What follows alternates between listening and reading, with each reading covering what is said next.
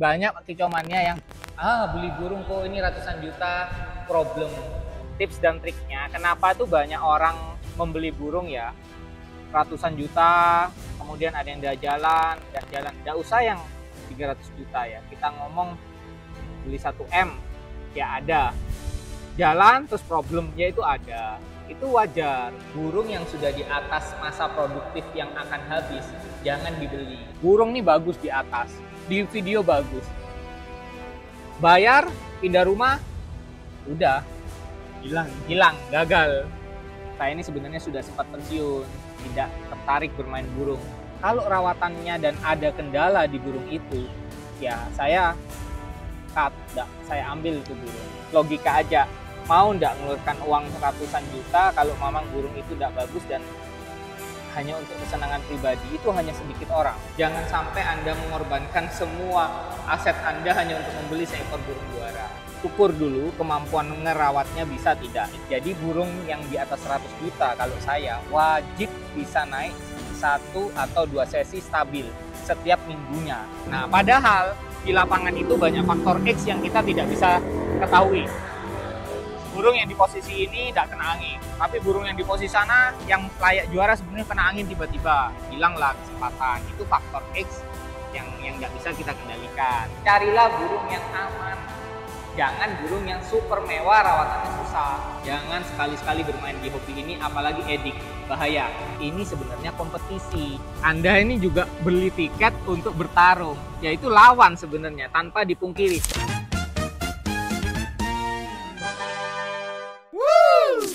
Halo Sobat Kicomania, jumpa lagi dengan saya Roni Sarikat. Saya ini membawa 2 produk yang sangat, menurut saya nih ya, sangat-sangat berguna dan bermanfaat buat burung saya. Jadi produk yang pertama nih namanya Air Sakti. Air Sakti ini produksi dari Umi Kasum ya. Air ini banyak fungsinya, jadi kita pakai di beberapa gacuan kita dan terbukti ampuh, stabil di tangga juara. Halo Ko. Halo, Mo. Ya. Jadi kita akan melanjutkan Q&A bersama Media Syarikat dan saja Roni di sini. Oke, Mo. Halo Sobat Kicomania, jadi langsung saja ya, nggak pakai lama. Ko. Ya, Mo. Banyak orang yang punya duit nih. Ya. Yang notabene-nya punya duit tapi bingung caranya cari burung yang bagus itu gimana? Oke. Ini juga ada beberapa pertanyaan yang masuk ke WA admin Syarikat perihal cara memilih burung baik dan benar. Terkait ini kemampuan daya beli seseorang yang sudah punya dana nih, tapi dia bingung memilih burung terbaik itu seperti apa. Ya. Takutnya salah pilih. Sebenarnya gini, tips dan triknya kenapa tuh banyak orang membeli burung ya ratusan juta, kemudian ada yang jalan, nggak usah yang 300 juta ya, kita ngomong beli 1 M ya ada, jalan terus problemnya itu ada. Itu wajar karena ini makhluk hidup. Nah, cuma kebanyakan seperti ini. Kalau untuk memilih burung yang sudah kaliber harga di atas 100 juta, kalau saya nih, ini Syarikat ya, secara tim dan pribadi, saya selalu menekankan sebelum transaksi, saya selalu menanyakan pola rawatan dulu. Jadi saya tidak, oke, kita pantau nih, lihat di YouTube atau di lapangan ada burung bagus. Oh, burung ini kok bagus ya, saya tertarik. Nah, tertarik saja itu adalah poin pertama untuk membeli seekor burung gacuan juara.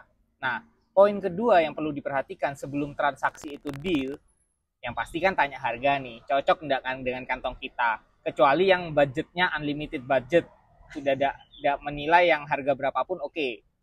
Yang ketiga, itu yang selalu saya tekankan sebelum pembayaran, itu rawatannya dulu. Rawatannya seperti apa? Kalau rawatannya dan ada kendala di burung itu, ya saya cut, saya ambil itu burung. Jadi kalau burung itu terlalu banyak kendala, ciak bulu, adatnya susah, biasanya ini adatnya ini malah dalam artian kapasitas kita sebagai perawat ataupun kita punya perawat bakal tidak mampu nih menangani si burung, ya jangan diambil karena nanti resikonya kita nih ini burung kan sekarang bukan hanya sekedar hobi ya, tapi juga termasuk investasi.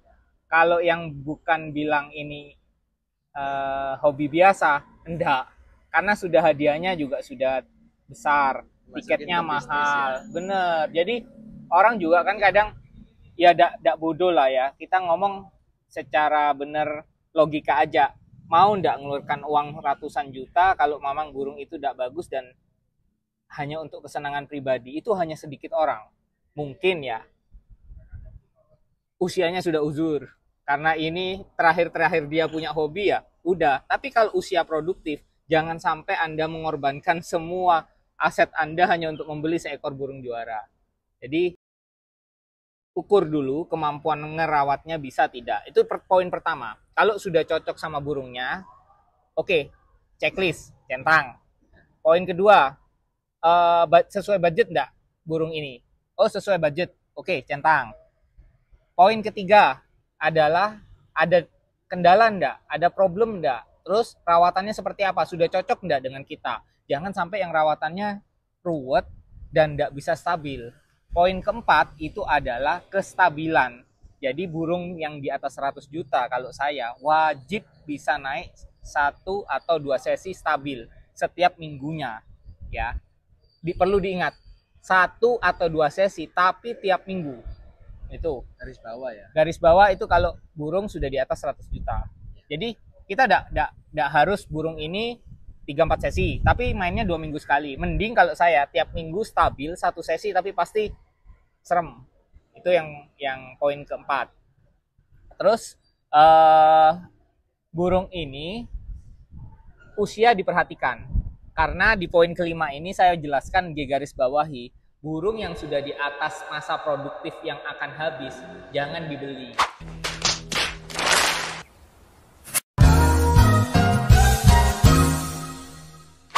Sehebat apapun rekodnya, sebagus apapun itu burung saat ini, tapi usianya sudah tua. Yang kedua, bulunya sudah mau mabung.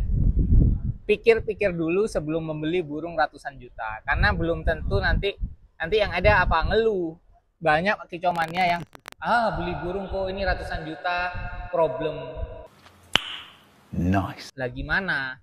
Kalau problem itu kan ada yang baru pindah rumah ya juga langsung nggak jalan. Banyak faktor.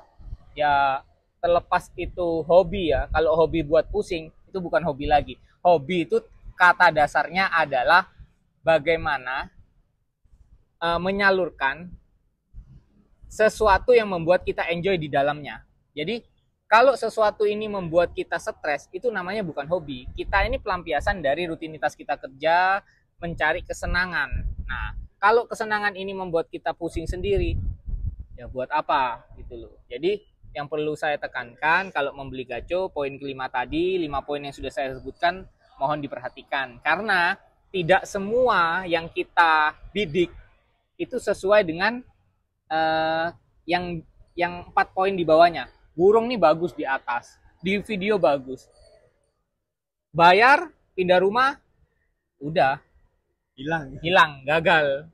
Hilanglah, lenyaplah uang itu gitu lah. Iya, itu kan karena satu masa produktifnya juga sudah habis, perawatannya susah, pindah tangan ya tambah tidak bisa jadi. Juga ya.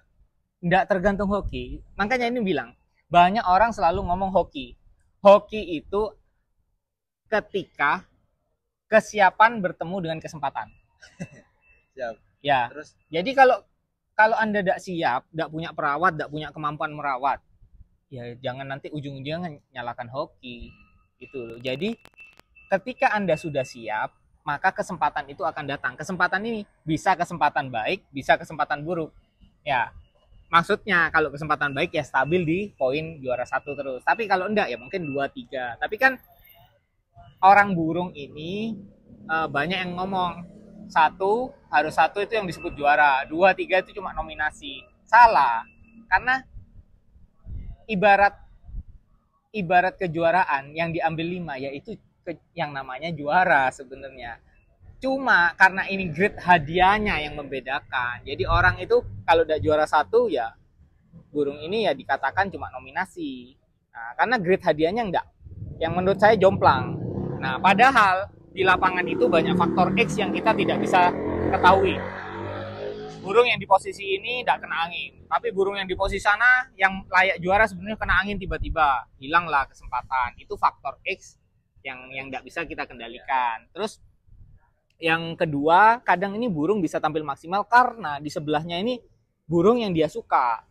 Maksudnya punya daya tarik untuk dia marah, emosi. Nah itu makanya saya jelaskan, main burung tidak mudah. Makanya kalau saya beli burung, carilah burung yang aman. Jangan burung yang super mewah, rawatannya susah. Sulaiman, tidak semewah lainnya. Saya sebut beberapa merek ya, yang lebih di atas Sulaiman itu banyak. Jauh mewah. Tapi burung aman, setiap minggu bisa main, hanya Sulaiman.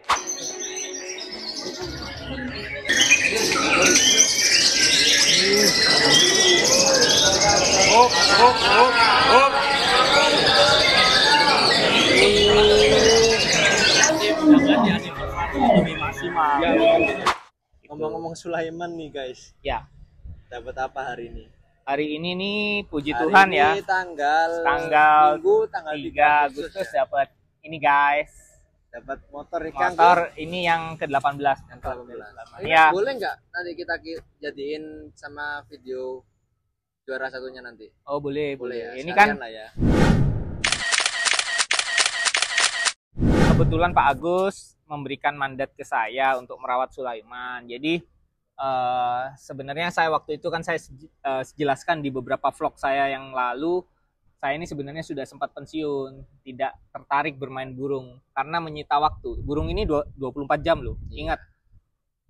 Orang bilang ini hanya tiap minggu main, salah. Grup ini burung ini adalah hobi yang sangat menyita waktu. Satu, ngerawat. Yang kedua, interaksi. Interaksinya ini hampir 24 jam. Dalam bentuk apa? Grup yang banyak dan komunitas ini sangat menyita waktu pribadi sebenarnya. Makanya saya bilang, kalau ini sebagai hobi untuk dinikmati di masa tua, oke. Tapi kalau masa produktif, punya keluarga, punya anak, jangan sekali-sekali bermain di hobi ini, apalagi edik, bahaya. Karena hobi ini bukan hanya mengeluarkan duitnya, duit mungkin sesuai kapasitas ya, tapi waktu yang dikorbankan sangat menyita waktu.